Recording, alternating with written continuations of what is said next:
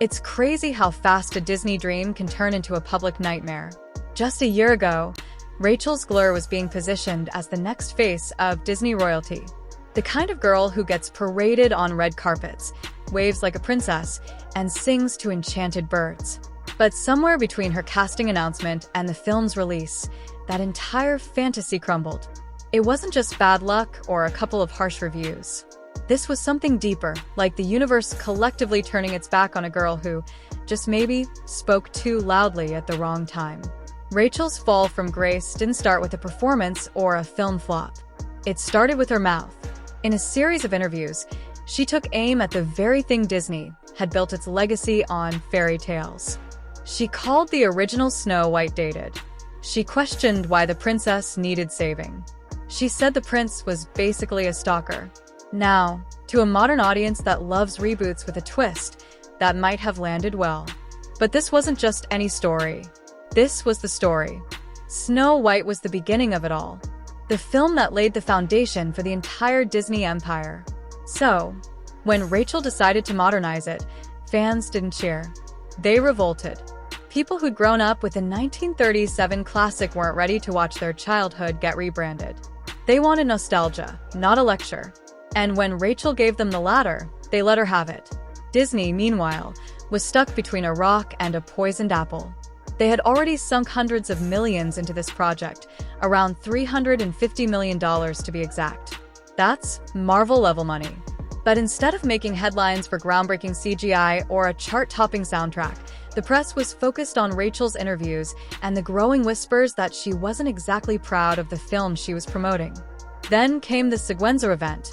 Disney, trying desperately to steer the ship back on course, threw together a promotional performance at the Alcázar of Siguenza, the stunning Spanish castle that inspired the original Snow White castle. It should have been magical. Fairy tale vibes, castle backdrop, Rachel in a dreamy outfit singing "Waiting on a Wish." It had all the ingredients, but instead of a red carpet full of fans and celebrities, it was a polite gathering of influencers, journalists, and a few kids from local programs. The vibe, less magical kingdom, more awkward school recital. To make matters worse, Galadoo, Rachel's co-star and the evil queen, was nowhere to be found. She skipped the whole thing. It was just Rachel and director Mark Webb smiling for photos like they were trying to convince the world everything was fine, but you could see it in Rachel's face. Something wasn't clicking. And then she vanished. No more major appearances, no interviews. When Snow White finally hit theaters, Rachel was a ghost. She resurfaced only once. Spotted walking around New York City. Makeup free, messy bun. Oversized denim layered over a brown hoodie. She looked nothing like a Disney starlet. Puffy eyes, blank expression, like someone who knew the fairy tale was dead before the credits even rolled. Critics didn't go easy on the film, either. Rotten Tomatoes slapped it with a brutal 40%. IMDb, even worse.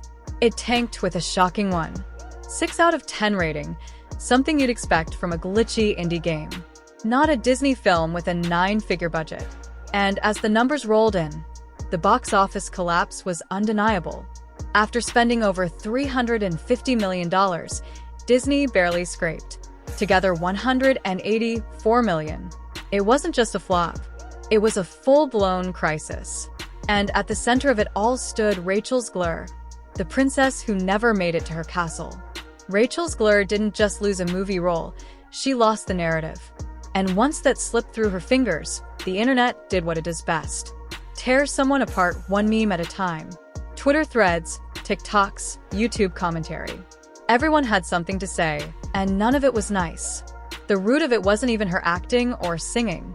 It was her attitude, or at least the version of it people saw through their screens. There was this growing sense that Rachel wasn't grateful to be Snow White. That instead of embracing the legacy, she rolled her eyes at it. And the audience, they noticed. Every sarcastic smirk in an interview, every woke one-liner about outdated princess tropes, it all added up. It didn't help that Rachel had built a reputation for speaking her mind. She wasn't media trained to perfection like some of her peers. She spoke freely about politics, gender roles, power dynamics, and everything else Disney typically tries to avoid. In a different project, this honesty might have been praised. But for Snow White, for a film built on nostalgia and tradition, it was the kiss of death. And let's talk about the casting drama. From the moment Disney announced Rachel as the new Snow White, people were divided.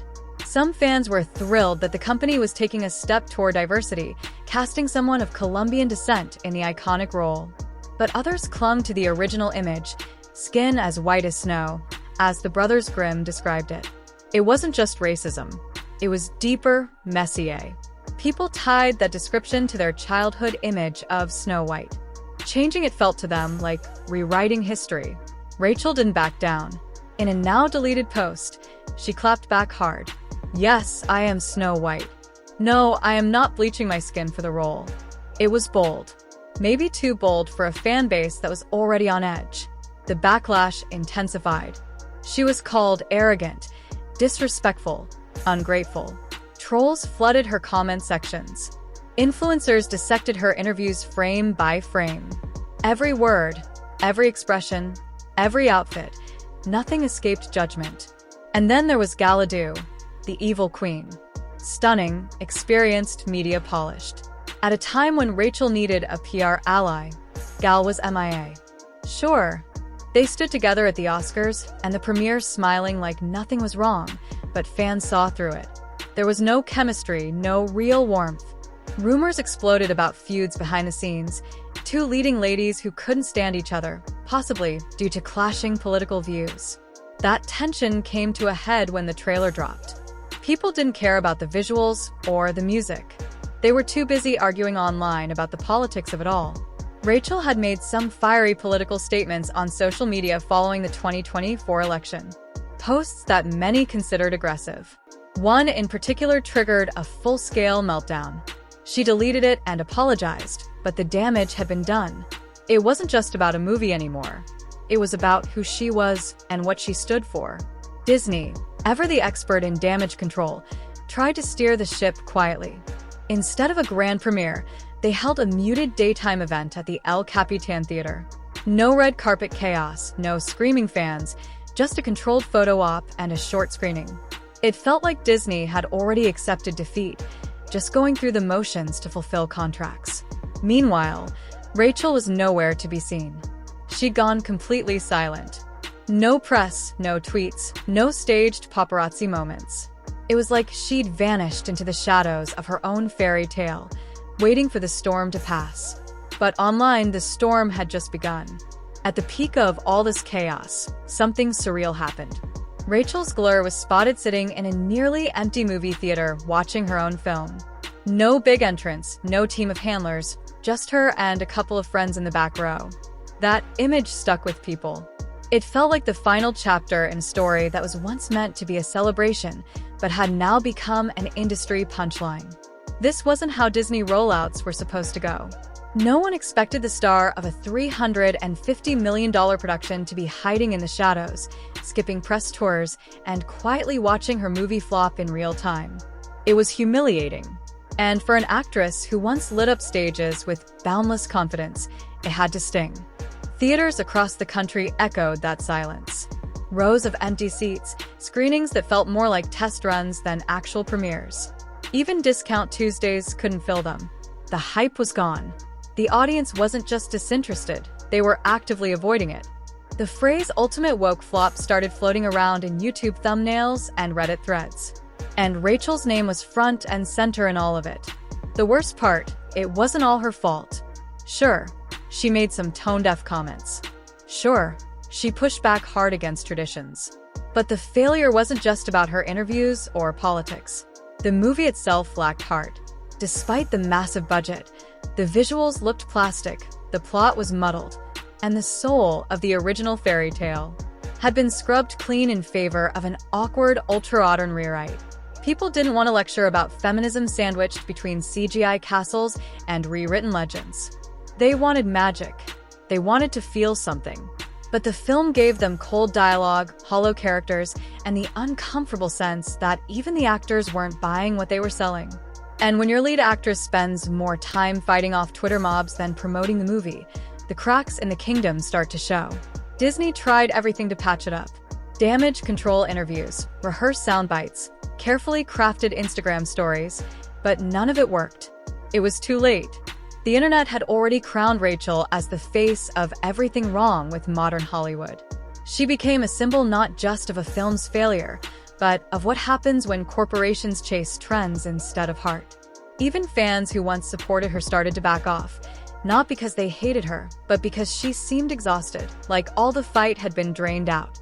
The wide-eyed girl who once won hearts in West Side Story was now just trying to survive. Her face, once full of ambition and spark, now looked guarded, tired, and older than her years. Behind the scenes, there were whispers. Rachel was being quietly removed from upcoming Disney projects. Brand deals that were once on the table vanished.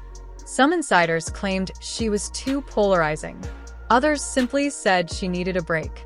Either way, doors that had once swung open were now slowly creaking shut.